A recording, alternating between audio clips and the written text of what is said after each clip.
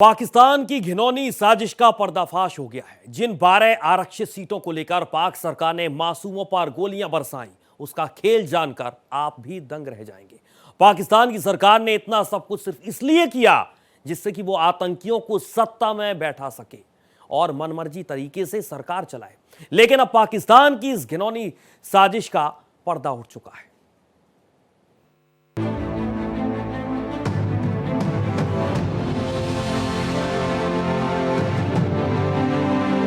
पाकिस्तान के कब्जे वाले कश्मीर में बिजली और आटे दाल की बढ़ती कीमतों से शुरू हुआ जन आक्रोश अब पाकिस्तानी सेना और सरकार के खिलाफ एक विद्रोह में बदल चुका है।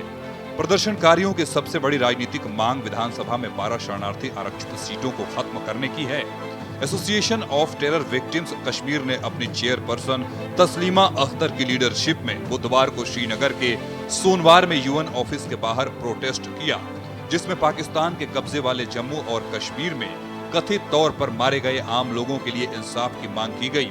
सूत्रों के मुताबिक पाकिस्तानी खुफिया एजेंसी आईएसआई और सेना लोकतांत्रिक प्रक्रियाओं का मजाक उड़ाते हुए पीओके के विधानसभा की 12 आरक्षित शरणार्थी सीटों का इस्तेमाल हिजबुल मुजाहिदीन के आतंकियों और उनके रिश्तेदारों को सत्ता में बिठाने के लिए कर रही है।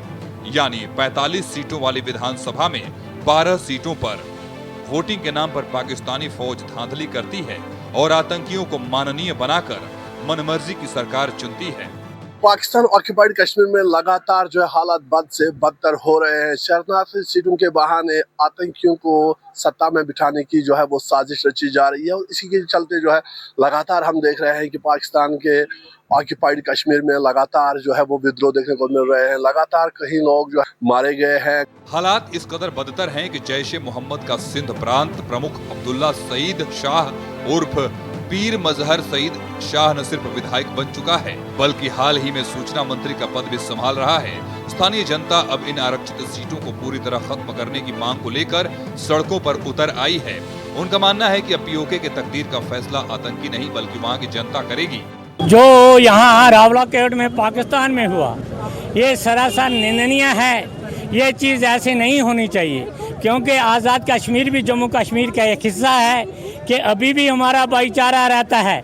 अगर किसी का चाचा यहाँ रहता है, नानी वहाँ रहती है, मासी यहाँ रहता है, मासू वहाँ रहता है, आप पहाड़ी लोगों से जाकर पूछ सकते हैं कितने रिश्ते हमारे क्लोज हैं। मगर जो आर्मी पाकिस्तान की आर्मी ने किया वो सरासर गलत किया। हम कभी भी बर्दाश्त करने के लिए तैयार नहीं है। जम्मू कश्मीर में इंडियन जम्मू कश्मीर के लोग लगातार प्रोटेस्ट, पीसफुल प्रोटेस्ट उनके इंसाफ के हित में करते रहेंगे। हम ना रुकने वाले हैं, ना झुकने वाले हैं, ना बिकने वाले हैं। हम जिंदा रहने वाले, हम कश्मीरी हैं, हम जिंदा है आवाज उठाने के लिए। पीओके में नागरिक दमन की ये क्रूरता आईएसआई सेक्टर कमांडर ब्रिगेडियर फाइक अयूब की तैनाती के बाद से बढ़ गई है।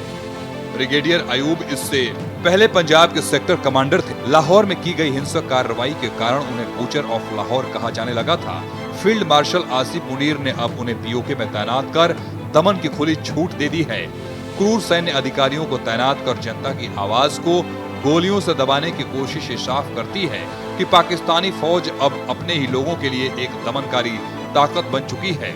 जो जारियत हो रही है उसको तुरंत जो है वो रोक देना चाहिए, क्योंकि लगातार लोगों की यहाँ पे मौत हो रही है, कई लोग जो है वो जख्मी हो रहे हैं और लगातार इस तरह की कार्रवाई जो है जारी है, जिसको लेके यहाँ के लोग जो है वो काफी उनमें एक आक्रोश और गुस्सा पाया जा रहा है और वो इनको गुहार लगा रहे हैं कि इस तरह की ह्यूमन राइट्स वायलेशन को जल्द से जल्द रोक देना चाहिए। श्रीनगर से भारत एक्सप्रेस के लिए रईस मागरे।